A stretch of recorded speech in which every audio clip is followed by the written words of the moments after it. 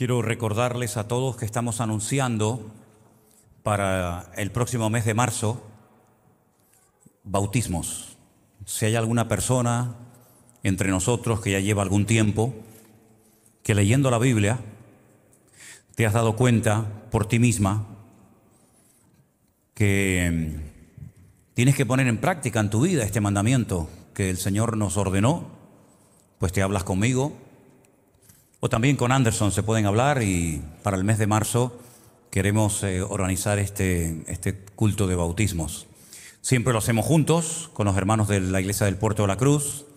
Nos juntamos un día entre semana, generalmente sábado, un domingo, y lo hacemos juntos, ¿eh? Así que tengan presente este anuncio. Quiero dar también la bienvenida a Raúl, que ha estado un tiempo en Alicante, y que ha venido hace ya unos días. Le damos un aplauso de bienvenida a Raúl a casa. Dios te bendiga. Bienvenido. Gloria a Dios. Y a todos ustedes, que el Señor les bendiga. Una vez más, muchas personas, muchos hermanos se han quedado fuera. No han podido venir hoy al culto, ¿eh? Ya pasó el domingo pasado y viene pasando todas las semanas debido al tema del aforo, y eso que hoy hemos hecho una excepción y hemos metido un poquito más de la cuenta, pero parece ser que hay buenas noticias. Parece ser que ya para el día 22 pasamos a la fase número 1 y ya el aforo se amplía mucho más. Así es que bueno, gracias a los que han sido fieles, gracias también a los que se han resignado al hecho de que a veces no podías venir a la iglesia. Esto es increíble, ¿eh? Toda la vida orando para que podamos traer gente nueva a la iglesia, para que la gente pierda el miedo de venir a una congregación como esta, y ahora resulta que le tenemos que decir, no, ahora no puede. Ahora que quieren, ahora no puede. ¿Qué te parece? Pero bueno, estamos orando, de hecho estamos creyendo que dentro de poco vamos a poder juntar a muchos más hermanos, y mientras tanto valoramos y apreciamos el hecho de poder tener una vez más, un domingo, esta oportunidad de poder estar juntos en este lugar. Amén, hermanos. Dios les bendiga a todos. Vamos a orar y poner este tiempo para compartir la palabra de Dios en las manos del Señor. Este es el momento para oír atentamente lo que Dios tiene que enseñarnos. Podemos estar toda la vida hablando de Dios y de su palabra, y siempre habrá algo que decir nuevo, siempre. Esa es la maravilla de la Biblia, que nunca nos cansaremos de leerla y de compartirla. Y por muchos mensajes que hayas oído y por muchos mensajes que yo haya dado, siempre el Señor habla a través de su palabra cuando queremos que Él nos hable. Cuando tenemos el corazón abierto y tenemos una buena actitud, el Señor siempre va a traer palabra a tu vida. Señor, te damos muchísimas gracias en esta tarde por esta oportunidad que nos das y privilegio de volver a estar reunidos en torno a tu presencia y en torno a tu palabra.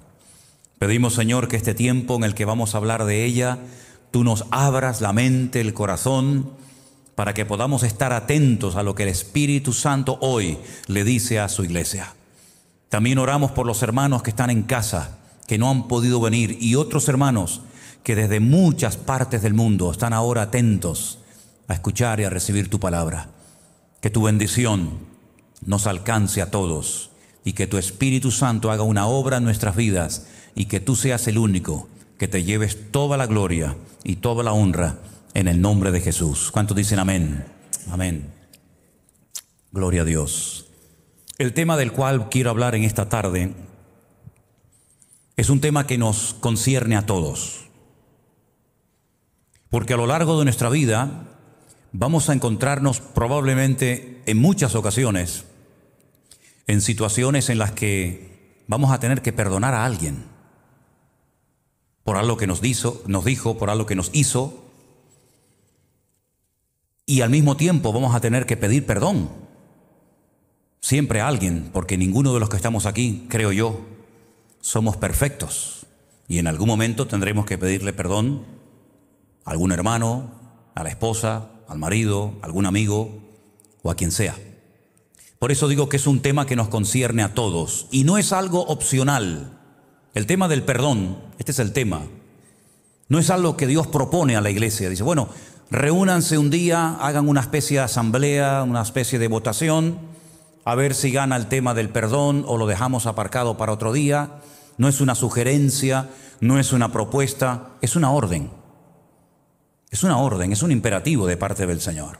No es que, bueno, es que no lo siento perdonar. Es que esto no tiene nada que ver con los sentimientos. Yo sé que hay muchos cristianos que lamentablemente se dejan llevar mucho por sus sentimientos, por sus emociones. Cuando sienten al orar, oran una barbaridad. Cuando no sienten, no oran nada. Cuando algo les pasa ahí adentro y les entra ganas de venir a la iglesia, vienen y después se pegan meses sin venir. Ahora tengo unas ganas tremendas de servir al Señor, mañana ninguna, ahora leo la Biblia, pasado la dejo. Es que la vida cristiana tú no la puedes basar en tus emociones, porque son cambiantes. Los sentimientos son pasajeros, son como la arena del mar, que sopla el viento y ya está aquí, mañana está allá. La vida cristiana se vive en obediencia constante y permanente a Dios, a su palabra.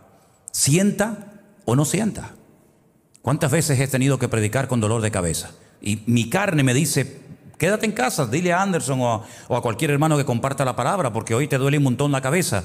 Y te pones a predicar y se te va el dolor de cabeza y después te pregunta tu mujer o alguien que sabía que te dolía la cabeza, oye, ¿cómo va la cabeza? Y, ay, mira, ni me acuerdo.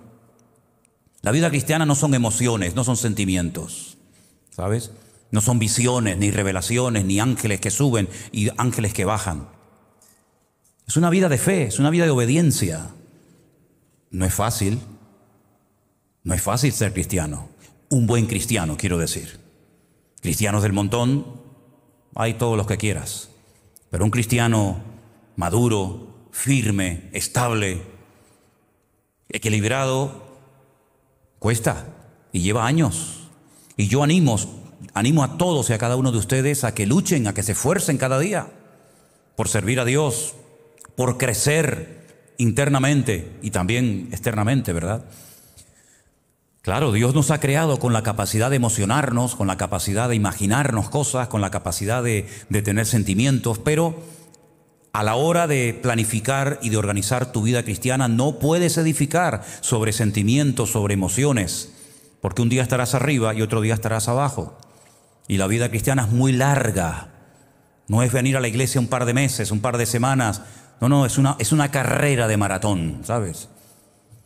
Y todavía queda mucho camino por recorrer. Y si Dios lo permite, muchos años. Y por eso tenemos que basar todas nuestras decisiones y nuestra fe y nuestra vida cristiana en una relación sólida y estable que no depende de mi estado de ánimo, que no depende de cómo me siento, sino depende de quién soy y qué tengo en Dios. ¿Cuántos dicen amén? Vamos a ir, por favor, a Mateo capítulo 18. Es la misma porción que se ha leído en esta tarde. Si habéis prestado atención, es una historia que cuenta Jesús para enfatizar la importancia del perdón. Perdón que recibimos de Dios y perdón que tenemos que aplicar a la gente que en un momento determinado nos puede ofender. Pues dice Mateo capítulo 18 que el reino de los cielos, otra vez la típica frase, el reino de los cielos es semejante a, ¿verdad? Un rey que quiso hacer cuentas con sus siervos. Y comenzando a hacer cuentas, le fue presentado uno que le debía 10,000 talentos. Un talento, para que te hagas una idea, son aproximadamente 45 kilos. Así que ya sabes lo que es. 10,000 talentos multiplicas por 45 y es una fortuna incalculable. Es algo imposible de pagar. Es como si mañana te llega una carta del banco o de Hacienda o del gobierno y te dice, usted tiene una deuda acumulada de tantos cientos y miles de euros. Y por mucho que llores y patalees y te lleves las manos a la cabeza, tú nunca vas a poder pagar esa deuda. Ni siquiera los intereses. Pues esto es lo que le pasaba a este hombre de la parábola. Una deuda que se había ido acumulando y acumulando con el paso del tiempo, y aquello era imposible de pagar, totalmente. Entonces aquel siervo postrado le suplicaba diciendo, Señor, ten misericordia conmigo y yo te lo pagaré todo. Eso no se lo cree ni él. Eso no hay quien lo pague. Pero él le dice, ten misericordia de mí. El señor de aquel siervo, movido a misericordia, le soltó y le perdonó toda la deuda. Gloria a Dios, qué alivio si mañana te llega del banco o de Hacienda o a quien le debas dinero, todas sus deudas han sido canceladas. Usted no le debe absolutamente ni un centavo a nadie. ¿A cuánto le gustaría recibir esa carta mañana? Ahí va unos cuantos, ¿eh?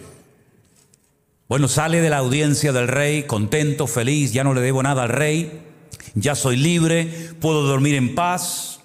Bueno, vamos a ver cómo reaccionó este hombre. Entonces su consiervo, postrándose a sus pies, le rogaba diciendo: ten paciencia.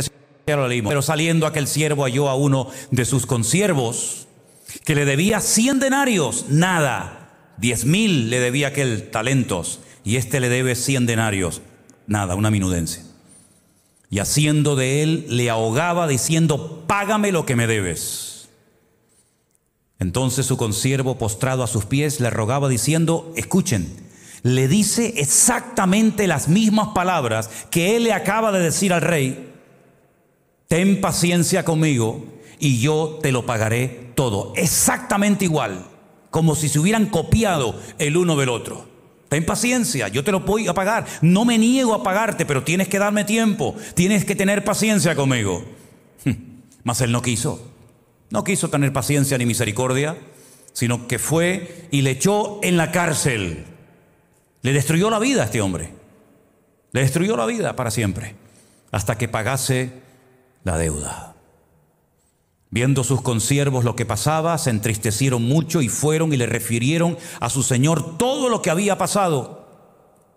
Entonces, llamándole su señor, le dijo: siervo malvado eres.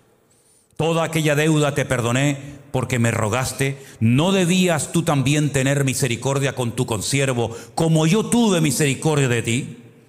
Actúa con los demás exactamente igual que yo actué contigo, ¿verdad? Tratar a los demás como Dios nos ha tratado a nosotros. Entonces su señor, enojado, le entregó a los verdugos hasta que pagase todo lo que debía. Ahora sí te vas a enterar. Se acabó la misericordia, se acabó la gracia, ahora vas a pagar todo lo que me debes y de aquí no sales. Así también esta es la conclusión de esta historia. Esta historia apunta a esta moraleja, a esta historia. Así también mi Padre Celestial hará con vosotros si no perdonáis de todo corazón a cada uno, a su hermano, sus ofensas. Interesante historia, ¿verdad? La hemos leído hoy 2 veces para recalcar la importancia de no tener problemas a la hora de pedir perdón o a la hora de perdonar a alguien. Y repito, esto es algo que tarde o temprano, si no es hoy, será mañana, y si no, más adelante, tarde o temprano, todos y cada uno de nosotros tendremos que perdonar a alguien, o tendremos que pedirle perdón a alguien. Y este mensaje, atesóralo, guárdalo en tu corazón, porque cuando llegue el momento, tienes que ponerlo en práctica. Porque este no es un mensaje para hacerles reír. Este no es un mensaje que he preparado y estoy dándole a ustedes esta tarde porque no tengo otra cosa que hacer en la vida que venir aquí a entretenerle a usted. Este es un mensaje que viene de parte de Dios y tiene una base y un fundamento bíblico. Porque la vida es muy larga y por muy cristianos que seamos, por muy pastores que seamos y por mucho tiempo que llevemos en los caminos del Señor, tarde o temprano ocurrirán situaciones en nuestra vida, a veces entre hermanos, en los que tendremos que sentarnos y hablar y arreglar las cosas y perdonarnos o pedirle perdón a alguien. Y espero que cuando llegue ese momento no te cueste, sino que hayas aprendido la lección y te recuerdes todo lo que hoy vamos a estar aquí compartiendo a partir de este momento. La palabra perdonar, si os dais cuenta al principio, tiene un prefijo, per. Y ese prefijo indica una acción completa y total. ¿Qué significa esto? El perdón bíblico, el perdón de la Biblia, el perdón real, no es un perdón de, bueno, te perdono una parte y mañana seguimos hablando. O perdonas o no perdonas. O lo haces bien o mejor no hagas nada. Pero también tiene que ver con la palabra donare, que significa regalar. El perdón no se gana.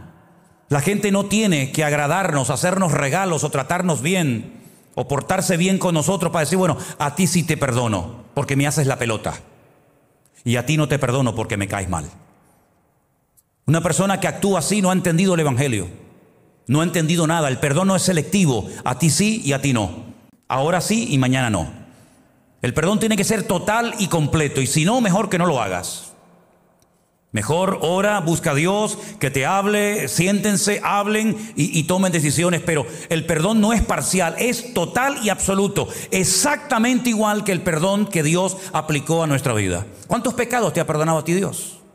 El día que le pediste perdón, el día que alguien te predicó el evangelio, el día que te quisiste convertir a Cristo y le pediste perdón por toda la basura y por todos los pecados que habíamos cometido y los errores y todas las barbaridades que hicimos antes de conocerle a Él, ese día, ¿cuántos pecados te perdonó Dios? ¿Una parte? ¿La mitad? ¿3/4 partes? ¿1? Los perdonó todos. Absolutamente todos. No dijo, bueno, mañana vente y arreglamos aquello del año pasado. Y dentro de 15 días, vete preparándote, que tenemos que arreglar aquello que pasó en aquella situación. Dios no actúa así. Dios perdona totalmente, no perdona a plazos, perdona completamente a la persona. Pero Él además tiene una característica que ninguno de nosotros tenemos, y es que Él perdona y olvida. Y usted dirá, pero ¿no es bueno olvidar? Algunas cosas sí y otras no. Me explico. Si alguien te hace algo y te ofende, si alguien te insultó, si alguien te humilló, si alguien te trató mal y te pide perdón y tú lo perdonas, tú cuando quieras podrás recordar la ofensa, la palabra que te hizo. No se produce una amnesia. No es que yo perdono y ya nunca más me acuerdo de lo que tú me hiciste. No, yo cuando quiera lo recuerdo cuando quiera. Lo que pasa es que ese recuerdo no me domina. Ese recuerdo no me quita el sueño. Ese recuerdo no es una espina clavada en mi corazón que no me deja vivir, sino es un recuerdo que es algo que yo puedo recordar en cualquier momento, pero lo he perdonado y es como una especie de herida cicatrizada. ¿Cuántos de los que están aquí tienen alguna cicatriz? Yo tengo algunas cuantas, Yo tengo algunas cuantas. Y cuando me las miro, sé cuándo fue, y dónde fue, y cómo fue. Me acuerdo que un día, subiendo una escalera, llevaba una bolsa llena de botellas de agua. Vivía en Las Palmas de Gran Canaria, y en Las Palmas hay un agua que se llama agua de Firgas. Y tienen gas. Y yo iba por la calle moviendo las botellas. Y hay un momento que me explotaron las botellas. Tengo aquí 4 o 5 cicatrices en la mano que se me quedaron de aquella vez que me caí cuando me explotaron las botellas de agua. Pero no me duelen las cicatrices. Cuando la miro digo, esta fue en tal sitio, esta fue en otro sitio. Tengo 8 puntos aquí en la ceja derecha. Me caí en Venezuela de un muro. Me encantaba subir a las alturas. Como no tengo vértigo, me gustaba como los gatos subirme, y el problema es que después no sabía cómo bajar. Entonces tropecé, me caí así con la cabeza para abajo. Si hubiera sido una cabra me hubiera partido un cuerno y me tuvieron que dar 8 puntos en la ceja. Al poco tiempo me volví a caer y me dieron otros puntos en la misma ceja. Y tengo una cicatriz. No me duele, pero cuando quiera la puedo ver y puedo recordar cuándo y dónde fue. Y lo que me hizo llorar y lo que sufrí. Y eso es lo que ocurre cuando tú perdonas a una persona. Puedes recordar la humillación, el insulto, el mal gesto, la mala palabra, pero ya no te afecta. Ya está superado. ¿Y cómo lo he superado? Por el amor de Cristo. Porque estoy aplicándole a esa persona el mismo trato que Dios hizo conmigo. Y Dios no me perdonó porque yo le caía bien. Dios no me perdonó porque yo me merecía que me perdonara. No, Dios me perdonó por misericordia, por amor y por su gracia, y no por ningún mérito. Y cuando yo perdono a una persona no es porque tal vez se lo merezca, porque a veces hay gente que me dice, pero es que no se merece que le perdone. Bueno, puede ser que tengas razón, pero el perdón no es porque se lo merezca o se lo deje de merecer.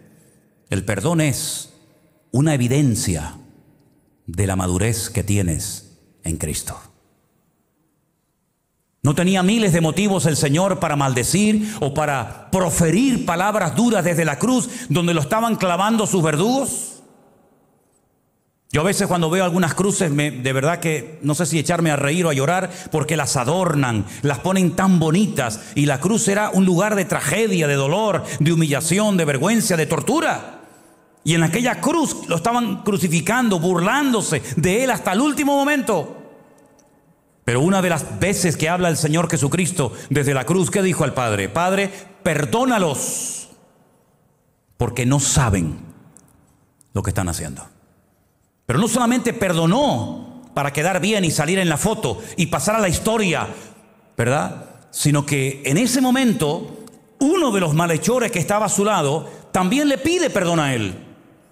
Y le podía haber dicho, ahora pides perdón, ahora te acuerdas de Dios, has hecho una vida de un desorden total y absoluto, y ahora que sabes que vas a morir y a presentarte ante mi Padre, a rendirle cuenta, ahora te arrepientes, ahora me buscas, pues ahora ahí te quedas. El Señor que le dijo, hoy estarás conmigo en el paraíso. El paraíso, lo que perdió Adán y Eva, la vida eterna, el lugar más hermoso en la presencia del Señor, se lo dio gratuitamente a una persona porque de verdad, de todo corazón se arrepintió y le pidió perdón al Señor. ¿Cuántos dicen amén? El perdón es algo que marca una diferencia, ¿sabe? El perdón tiene un poder que libera la bendición como ni te imaginas.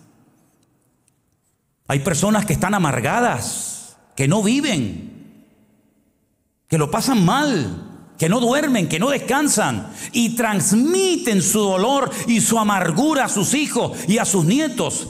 Y cuando indagas y hablas con esa persona, lo que tiene es un dolor, una herida, que aunque le haya pasado eso hace 20 años o más, todavía lo recuerdan como si hubiera sido hace media hora. Y están amargados y enferman. Y hay gente que está enferma del alma, porque se enfatiza mucho las enfermedades, ¿verdad?, de la mente y las enfermedades del cuerpo. Pero la Biblia habla mucho de las enfermedades del alma. Y hay gente que cuando los miras a la cara dice, este está enfermo de su alma. Y hace años en esta iglesia di una lista enorme de 20 o 30 enfermedades según la Biblia que son de un alma herida, de emociones rotas, de heridas abiertas que siguen supurando y no se han cicatrizado por el bálsamo de la presencia de Dios. Por eso yo digo que el perdón es liberador. Te quitas un peso de encima impresionante, aunque no se lo merezca la persona. Y a veces no hace falta ni que venga a pedirte perdón, sino ya en tu corazón tú ya le has perdonado. Venga o no venga. Venga con una sonrisa sarcástica en su rostro o venga realmente humillado, te da igual. Tú no dependes de la reacción del otro, sino tú dependes de tu relación con Dios. Tú no puedes edificar tu presente y tu futuro en base a cómo te traten los demás. Si esa persona sigue maltratándote, sigue humillándote, sigue criticándote, sigue calumniándote, allá él. Ese no es mi problema. Como dijo alguien, no podemos evitar que los pájaros vuelen por encima de nuestras cabezas. ¿Quién puede evitar eso? Nadie. Pero sí podemos evitar que te haga un nido en la cabeza, ¿sí o no? No podemos evitar que le caigamos mal a alguien. ¿Qué te crees? ¿Que le caemos bien a todo el mundo? ¿Qué te crees? ¿Que todos los mensajitos que recibo por WhatsApp, por Facebook, por internet, todos son, ay hermano, ay. No, hay de todo, ¿eh? Hay de todo y además está repartido. A veces le toca a una, a veces le toca al otro, a veces me toca a mí. No podemos evitar que la gente te hable, te critique, te cuestione, pero yo sí puedo evitar que lo que los demás hagan o me digan me afecte. Y a mí lo único que me tiene que mantener firme no es ni el aplauso ni el respaldo de la gente, sino yo dependo solamente de mi comunión con el Señor. Y eso lleva años aprenderlo, porque no nacemos. Por lo menos a mí me costaba muchísimo de niño, no digo el perdonar, pero el llevarme bien con los demás, porque siempre fui un peleón y así era, sinceramente, créame. Pero cuando comencé a leer la Biblia me di cuenta de que el perdonar no es una señal de debilidad, no es de cobardes, sino es todo lo contrario. Hay que ser muy maduro y muy hombre en Dios para decir te perdono a pesar de la que me estás liando. Y a pesar de la que me estás montando por la espalda, te perdono. Pero te perdono de corazón. No te perdono por quedar bien y decir, ay, mira qué bueno es. No, no, no. Te perdono porque por la gracia de Dios puedo hacerlo. Porque si fuera en la carne, me volvería aquello de ojo por ojo y diente por diente. Pero en el Nuevo Testamento Cristo dice, hasta si tu enemigo te pide agua, dásela. Si tu enemigo te pide que le lleves una carga, una milla, vete con él 2. Y así de esa manera le demostrarás que no eres un cristiano de teorías, sino un cristiano que ha entendido el Evangelio y ha experimentado en carne propia el amor de Dios. ¿Cuántos dicen amén? El perdón no solamente libera, sino que restaura. Hay gente en la Biblia que necesitaban ser restaurados. Y el perdón restaura muchas cosas. Restaura matrimonios, restaura relaciones rotas de amigos, entre hermanos. Miren por ejemplo a Pedro, un hombre que caminó por encima de las aguas, el único en la historia. Nunca ningún hombre, cuenta la Biblia, que caminara por encima de las aguas. Pedro sí. Pedro tuvo experiencias que jamás en la vida tendremos nosotros. Por ejemplo, una de ellas, cuando estaba en un monte, la tradición dice que era el monte Nebo, donde dice que de repente mientras el Señor Jesucristo oraba, Él vio a Moisés y a Elías allí en el monte. Él los vio. Y entre Moisés y Elías y Pedro hay centenares de años, pero Él los vio, una experiencia impresionante. Él fue el único hombre que recibió una palabra de alabanza en público por parte del maestro. Bienaventurado eres, Simón, hijo de Jonás, porque esta declaración que acaba de hacer no te la reveló tu papá, tu mamá, no la aprendiste en la escuela, en la sinagoga, sino mi Padre que está en los cielos te ha revelado quién soy yo realmente. Mi identidad, mi esencia, tú la has captado, no porque la aprendiste en la escuela, sino porque mi Padre te la ha puesto en tu corazón. Imagínate. Pedro un día fue a pescar cuando le estaban exigiendo al Señor que pagara el impuesto. Y le dijeron, ¿ustedes no pagan impuestos? ¿Tu maestro no paga los impuestos a Roma? Y el Señor le dijo, vete a pescar. Y el primer pez que saques del agua, ábrele la boca y sácale una moneda y paga el impuesto, el tuyo y el mío. Qué bueno sería eso, ¿eh? Qué bueno sería decir, ¿cuánto debes mañana a Hacienda? ¿Cuánto le tienes que pagar? Tanto, vete aquí a la playa, coge la caña, échala y cuando la sacas hay una bolsita dentro y le pagas todos los impuestos. Esa experiencia la tuvo Pedro. Pero sin embargo, una vez cuando se vio confrontado y acorralado y no tuvo el valor de decir, sí, yo soy del maestro, aunque había dicho, ¿se acuerdan? Aunque todos estos te abandonen, yo nunca te abandonaré. Eso es menospreciar a los demás, eso es sentirse superior a los demás. Y al final, como dice el refrán, por la boca muere el pez, ¿no? Y le negó. Y cuando el Señor Jesucristo resucitó, le dijo a una de las mujeres que la había visto recién resucitado, vete a mis discípulos, coma. Y a Pedro, porque él ha dicho que no me conoce, él ha dicho que no quiere saber nada de mí, entonces ya no es discípulo mío, ya no es. Pero dile a mi discípulo y a Pedro que vayan a Galilea, que allí me voy a encontrar con ustedes. Y allí va el Señor y allí se encuentra con Pedro. No le dijo, Pedro, una pregunta, ¿tú por qué me negaste? ¿Te imaginas que le hubiera preguntado eso el Señor? Qué vergüenza, ¿no? ¿Por qué me negaste? ¿Tú no dijiste que ibas a estar conmigo hasta la muerte, hasta el final? ¿Dónde estabas? ¿Qué te pasó? Cobarde, bocazas. Y un montón de cosas más, ¿no?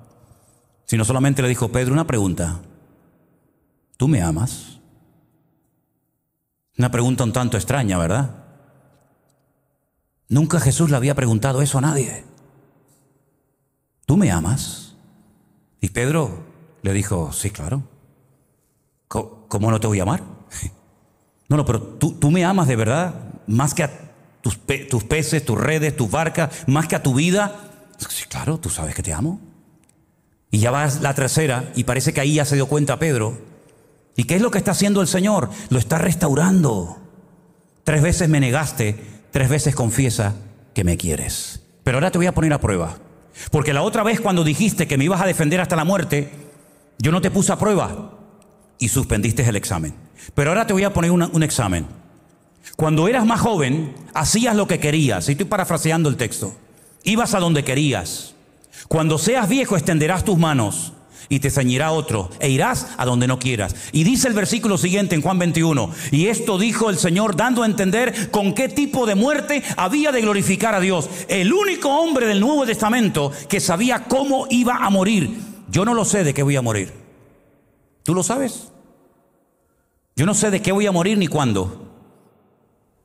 A veces hemos hecho esta pregunta, ¿no? ¿Te gustaría saber a qué edad vas a morir? ¿Te gustaría saber de qué vas a morir? Yo creo que nadie en esta tarde puede decir, yo voy a morir a tal edad y voy a morir de esto. Nadie lo sabe. Pedro sí lo sabía.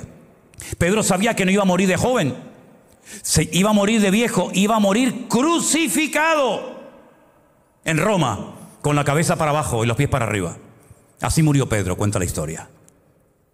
Y el Señor lo tuvo que restaurar, porque si tu corazón no está sanado 100%, y si tú no has sido restaurado por el perdón de Dios, tú nunca podrás ser usado en la obra y en el reino de Dios. Porque no hay nada peor que una persona herida que quiera dar a entender que todo va bien, que lo tiene todo superado, pero tócale la herida para que veas cómo salta. Y el Señor no quiere que tú seas una persona, seas hombre, seas mujer, lleves poco tiempo en los caminos del Señor o lleves toda tu vida, me da igual. El Señor no quiere que tú estés hecho polvo, aunque vengas a esta iglesia o a otra o a ninguna. El Señor quiere sanar tu corazón en el día de hoy.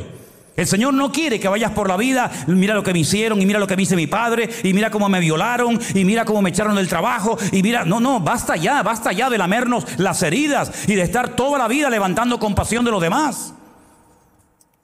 El Señor te entiende y sabe y conoce tu corazón roto y dolorido, y Él es el único, escúchalo bien, el único que puede arreglarlo y ponerlo en orden, porque el poder de Dios te libera y el poder de Dios te restaura el corazón. ¿Cuántos dicen amén? Hay muchísimos ejemplos en la Biblia. Yo empecé a buscar ejemplos en la Biblia de personas que tuvieron que ser perdonadas o tuvieron que aplicar el perdón, y me quedé sorprendido. Yo dije, Señor, si empiezo a hablar de todo esto, el mensaje va a durar 5 horas. Y yo estoy seguro que ustedes no van a tener 5 horas para estar aquí escuchando un mensaje. Entonces lo tengo que resumir. Entonces cuando yo vea que empiecen a levantarse y a marcharse de uno en uno, de dos en dos, en tres en cuatro, ya me daré cuenta de que ya están cansados y tengo que cortar. ¿Ustedes se acuerdan de un joven llamado José? Las cosas que ocurren en la adolescencia, en la infancia, en la juventud, no se olvidan nunca. Y el dolor más grande que experimentó José, lo experimentó no de grande, no de viejo, sino de muchacho, de joven. Y no es que vinieron personas malas, no es que vino un ejército, invadió el país y lo hirió y se lo llevó como esclavo. No. Su propia familia lo traicionó. Yo no sé si aquí hay alguien que pueda decir, pues a mí me traicionaron mis hermanos, mi familia, mi padre, mi madre, mi primo, mi cuñado, quien sea, me da igual. Los peores enemigos de José no eran los de afuera, eran los de casa. Sus hermanos le tenían envidia. Claro, es que mucha gente cuando tiene envidia y celos se convierte en gente peligrosa. Como he dicho en uno de los devocionales de esta semana pasada. Como Saúl, ¿verdad? La envidia, no lo podían soportar, no podían verlo. Se ponían incómodos, se ponían inquietos porque veían que Dios estaba con él. Y además su padre, para diferenciarlo del resto de los hermanos, le puso una túnica, una ropa de colores. Fíjate tú, que eso das el cante en cualquier lugar donde vayas. Y decían, ahí viene el soñador, con otro sueñecito más. Y no se le ocurría otra cosa a José que decir, yo he visto un sueño donde vi un día al sol, a la luna y a las estrellas que se postraban delante de mí. Y hasta el padre se enoja con él y le dice, pero hijo, ¿qué estás diciendo? Tú estás diciéndonos que yo, el sol, tu padre y tu madre y tus hermanos nos vamos a postrar delante de ti, que eres el más pequeño de la casa. ¿Pero esto qué es? Y dice que aquellas cosas Jacob las guardaba en su corazón porque eran sueños proféticos que iban a tener un cumplimiento, pero en el tiempo, no instantáneamente. Y aquellas cosas ponían nervioso a sus hermanos. Y la verdad es que lo que querían era matarlo. Esa es la verdad. Lean ustedes la historia de José en el libro del Génesis. Y el plan era matar a José. Pero gracias a Dios que intervino un hermano y le dijo, no lo matemos. Esto es muy fuerte.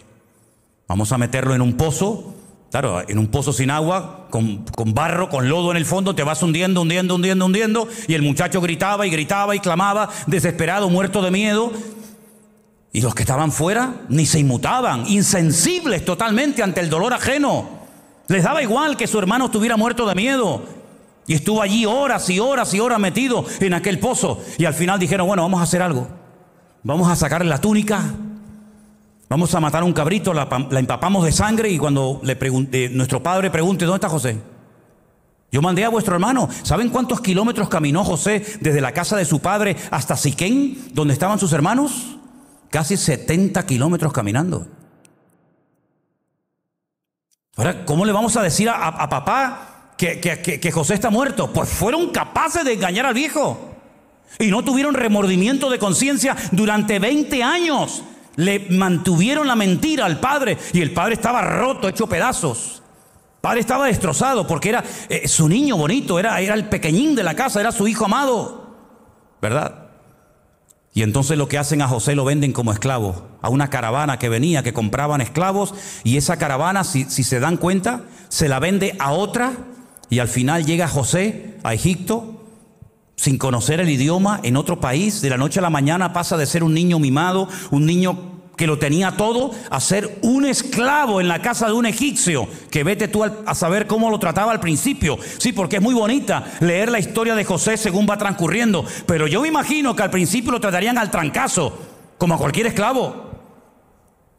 Y encima después hasta cae en la cárcel y lo acusan de una cosa que no ha hecho. Bueno, de verdad que humanamente hablando es para desesperarte y decir, como yo algún día tranque a estos, se van a enterar. Porque me han destrozado la vida. Claro, es muy bonito leer la historia y ver el reencuentro, ¿verdad? Del padre y del hijo, cómo se encontraron, sí, pero él no sabía nada. Pero hay algo muy bonito que destaca en todo esto, y es que la Biblia dice que Dios siempre estuvo con José. En los peores momentos, el Señor siempre estuvo con él. Y hay algo que a mí me fascina de este muchacho, y es que él guardó su corazón. Porque cuando ya se produce el reencuentro, que tuvo que ser espectacular. A mí siempre he pensado cómo me hubiese gustado a mí ver la cara de Jacob cuando abraza a su hijo José después de largos años de pensar que está muerto, y al final resulta que le cuentan la verdad y José no estaba muerto, José estaba vivo, y no solamente vivo, sino próspero, bendecido y un hombre tremendamente poderoso en Egipto y en el mundo entero. Tuvo que ser un encuentro realmente espectacular, como espectacular tuvo que ser el encuentro de un hijo recién resucitado, todavía con sus heridas abiertas, que se presenta delante del Padre y le dice: Padre, he hecho todo lo que tú me mandaste, aquí estoy. Y la Biblia nos enseña que cuando Jacob con 147 años muere, y Jacob ha pedido que lo entierren en Canaán, allí se va todo el séquito, se va José, se van sus hermanos, y cuando vuelven de enterrar al viejo, se paran en el camino al lado de un pozo. ¿Sabes qué pozo era?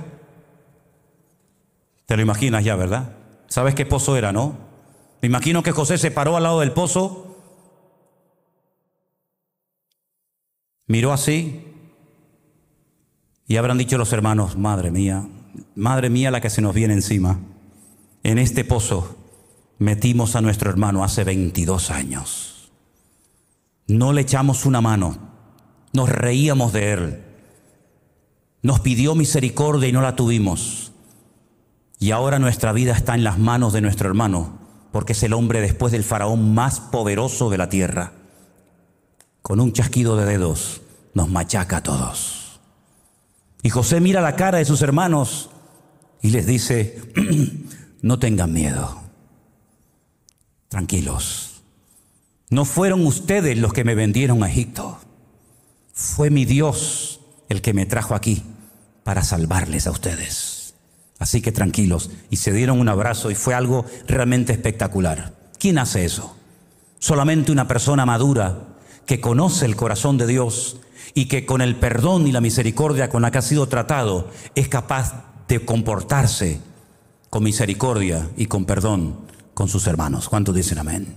Es una historia realmente espectacular, y se restauran relaciones y la familia vuelve a estar unida, y José ve los sueños cumplidos y ve todo aquello que soñó cuando era joven, lo vio cumplido. Pero la llave que iba a hacer que José se mantuviera en el trono bendecido y con la paz en su corazón fue que guardó su corazón del odio, del resentimiento y de la amargura. Y cuando llegó el momento de demostrar su verdadera madurez, no delante de Dios, que ya se suponía, sino delante del hombre, Él fue capaz de perdonar, porque un verdadero cristiano no se demuestra en la iglesia, sino se demuestra ante la adversidad, ante la lucha. Y cuando llega el momento de decir te perdono, ahí se demuestra si realmente es Cristo el que está viviendo en ti o todavía queda mucha carne viva ahí adentro de ese corazón.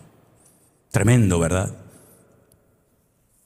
Su papá, cuando él era niño, hizo algo que a José se le quedó grabado. Yo tengo esa impresión y tengo ese convencimiento.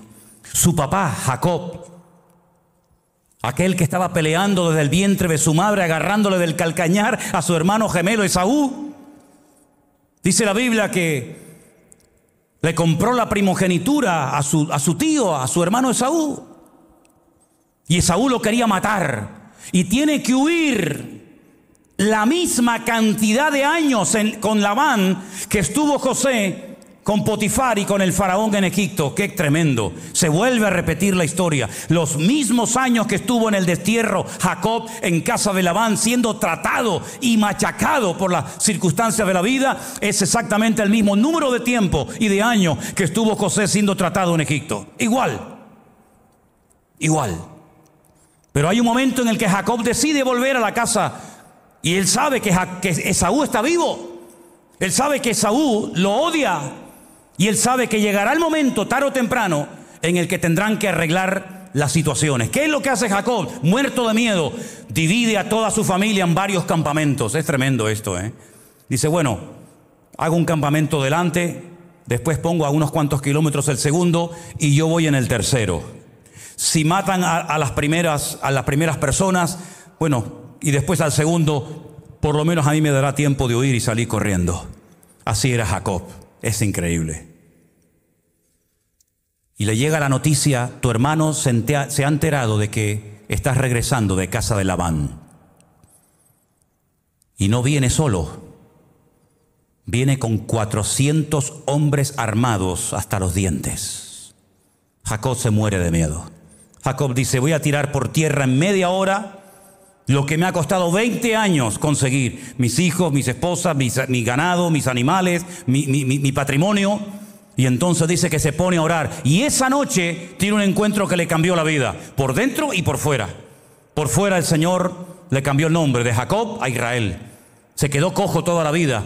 Pero por dentro el Señor hizo una obra en él espectacular. Y cuando se reúne con Jacob y Esaú, dice la Biblia que los dos se besaron. Y hubo reconciliación y hubo perdón. ¿Y sabes quién estaba allí? Como un niño pequeño. José. Y José, mirando al tío y mirando al papá, aprendió el poder del perdón. Y por eso cuando él es grande en Egipto, él es capaz de perdonar a sus hermanos, como tiempo atrás su papá fue capaz de perdonar o de pedirse perdón mutuamente los hermanos que se odiaban a muerte y que no eran capaces de convivir juntos el uno con el otro. Tarde o temprano tendrás tu encuentro con esa persona, con esa situación en la que tendrás que demostrar no cuántos versículos de la Biblia sabes, porque te puedes saber la Biblia de memoria, pero cuando llegue el momento de la verdad, si no aplicas el perdón en tu vida, ¿de qué te sirve saber tantas cosas de la Biblia si luego cuando llega la hora de la verdad no la pones en práctica? Llegará el momento en el que tendremos que poner en práctica aquella oración que aprendimos cuando éramos niños. ¿Os acordáis? Vamos a leerla en Mateo capítulo 6. En Mateo capítulo 6, cuando el Señor Jesucristo está hablando del poder de la oración, Él dice en la famosa oración del Padre Nuestro, y perdónanos nuestras deudas, como también nosotros perdonamos a nuestros deudores. ¿Dónde estaba eso? ¿O dónde está? En el famoso Padre Nuestro, ¿sí o no?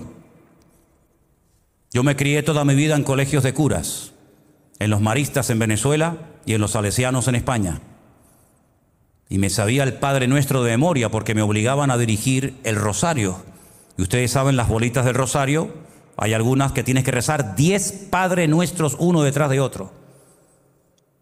Y lo sé de memoria. Pero hay una parte en el Padre Nuestro donde el Señor habla de el perdón. Perdónanos como también nosotros perdonamos a nuestros deudores. Había una celebración histórica en Israel. Ningún pueblo en la historia de la humanidad ha tenido esta fiesta. Se llama el año de jubileo. Se celebraba cada 50 años. Había gente que vivía por lo menos un jubileo al año o en su vida, y había otros que nunca lo vivían.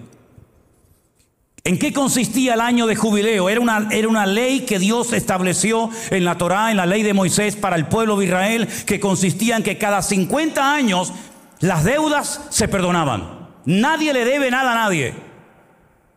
Los esclavos eran puestos en libertad. Las tierras, si se habían vendido, volvían a sus dueños originales. Y se empezaba de nuevo cada 50 años. ¿Te imaginas que el mundo tuviera esa ley? ¿Te imaginas que se le perdonara la deuda externa a todos los países del mundo que le deben al Fondo Monetario Internacional? Nadie le debe nada a nadie. Empezamos todo de cero. Aquí no va a suceder lo que está sucediendo ya. Es un hecho que los ricos cada vez son más ricos y los pobres cada vez son más pobres. Y hay países que ni siquiera pueden pagar los intereses de una deuda impagable que nunca podrán pagar. Y hay naciones que vendieron muchas cosas que eran de ellos, eran del Estado, y las vendieron para pagar su deuda externa. Y no solamente no pagaron la deuda externa, sino que la deuda externa se cuadruplicó más todavía que al principio. Porque hay deudas que no podemos pagar, y sobre todo la deuda que el ser humano tiene con Dios.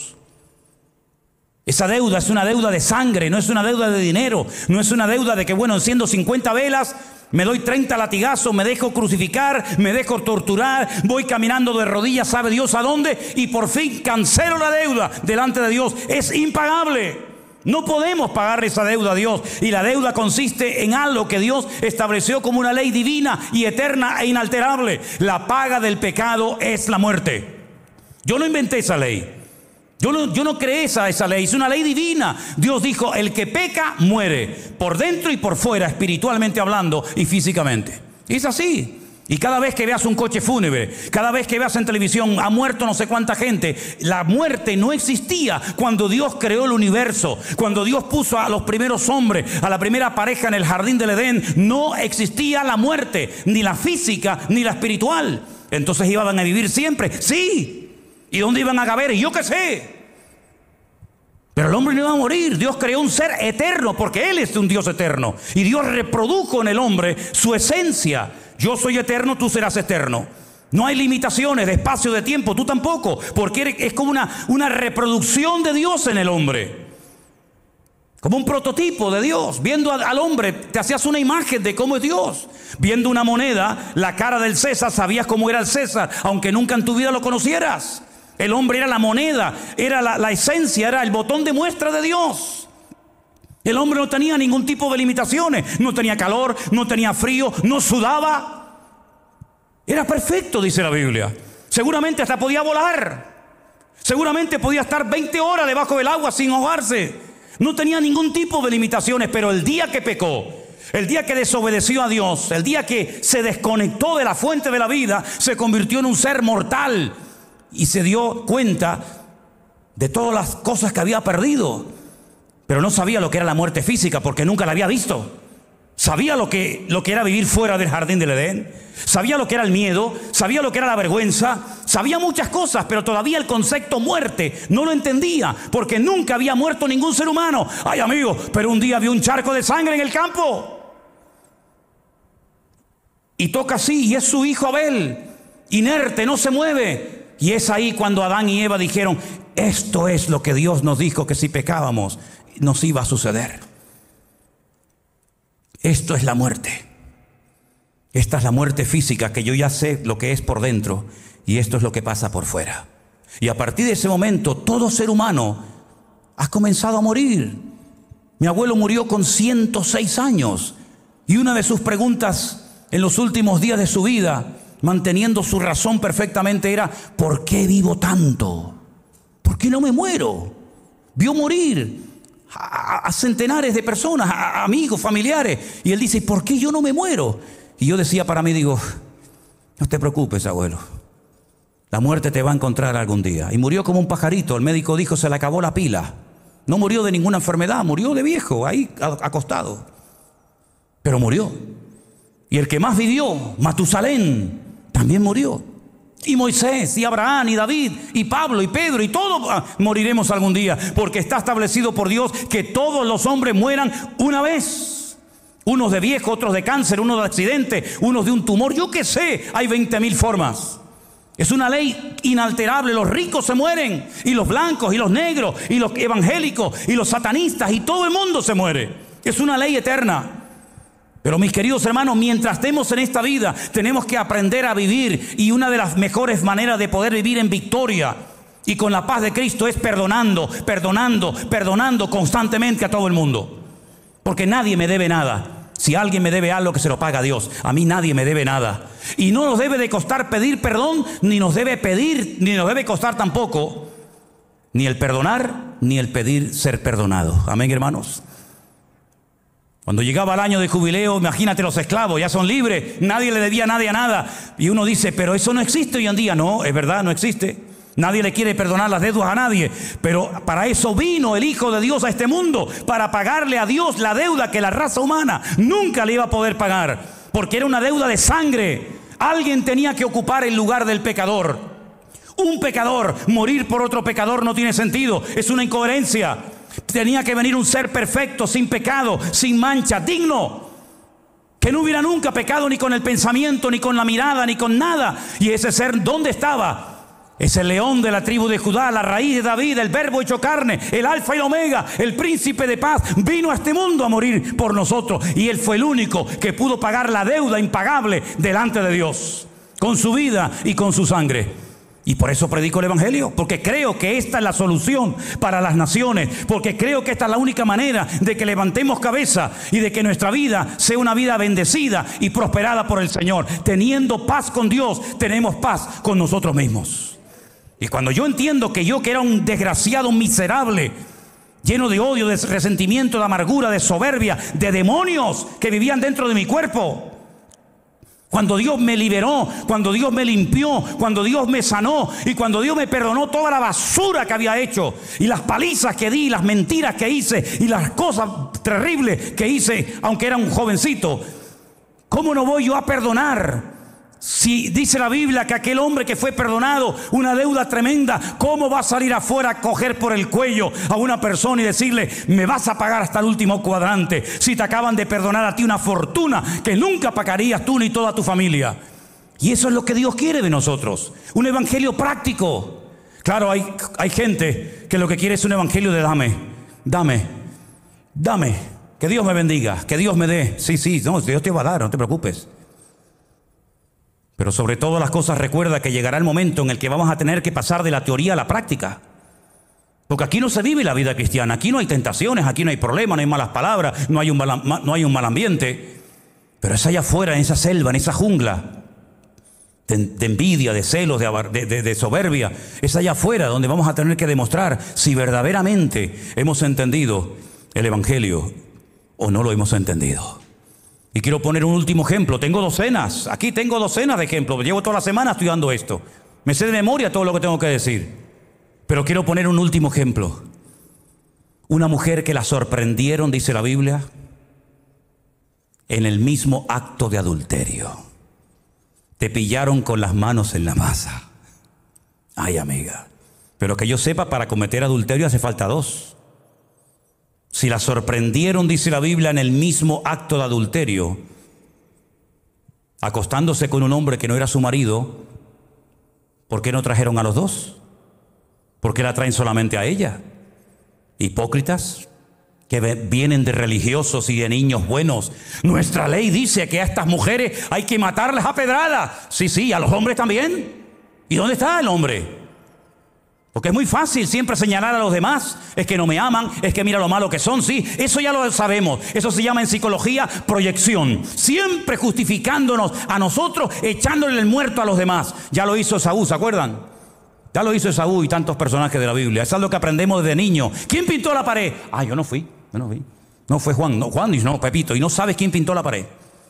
Y eso se va cultivando y se va desarrollando con el paso del tiempo y somos expertos y nos hacemos artistas de Hollywood, ¿verdad? Y siempre no, es el diablo, no, es que fue el pastor, no, es que fue mi mujer, no, es que fue el gobierno y siempre hay algo menos tú no rompes nunca un plato. Y ahora viene una mujer y le dicen, nuestra ley dice que hay que matarlas, como si Jesús no supiera la ley cuando Él la mandó a escribir. Y Jesús dijo, vale, muy bien, veo que la ley, la letra, la saben, vamos, de memoria, pero vamos a hacer algo. Vamos a profundizar en la letra, si les parece. Porque ustedes siempre están nadando por la superficie. La ley dice esto, sí, pero vamos a ir al espíritu de la letra. Eso no lo saben hacer, yo se los voy a enseñar. Detrás de esta ley hay un principio fundamental. La ley es tan exigente porque la ley de Dios es perfecta. Y para poder cumplirla uno tiene que estar en perfección. Si tú no eres perfecto, ni se te ocurra vivir bajo la ley, porque vas a hacer el ridículo, como muchos lo están haciendo ya. Querer someterte a los designios y a las exigencias de la ley es querer decirle a Dios, yo puedo cumplir con una palabra perfecta que nadie ha podido cumplir. Así que vamos a profundizar en el espíritu de la letra. El que de vosotros esté sin pecado, porque para matar a una persona no veas cómo tienes que estar tú. El que esté de vosotros sin pecado sea el primero en arrojar la primera piedra contra ella. Y dice el Señor que el Señor se agachó y comenzó a escribir con su dedo en la tierra. Y dice en el Antiguo Testamento que todos los blasfemos y todos los pecadores y todos los que se apartan de los caminos del Señor, sus nombres serán escritos en la tierra. ¿Sabías eso? El nombre de los hijos de Dios está escrito en el libro de la vida. Y su palabra fue escrita en piedras para que el viento y la erosión del tiempo no la cambie. Pero el nombre de los pecadores sería escrito en tierra, como diciendo, después de ellos no queda nada. Y el Señor comenzó a escribir en tierra. Vete tú a saber los nombres que estaba escribiendo en tierra. Y comenzaron todos a mirar y decían, uy, ¿ese soy yo? Y el otro, mira, tú no eres Simón, mira, Simón. ¿Y tú cómo te llamas? Yo, Zacarías, mira. Escribió Zacarías. Y dice que desde el más grande hasta el más pequeño tiraban la piedra al suelo, daban media vuelta y decían, me descubrieron.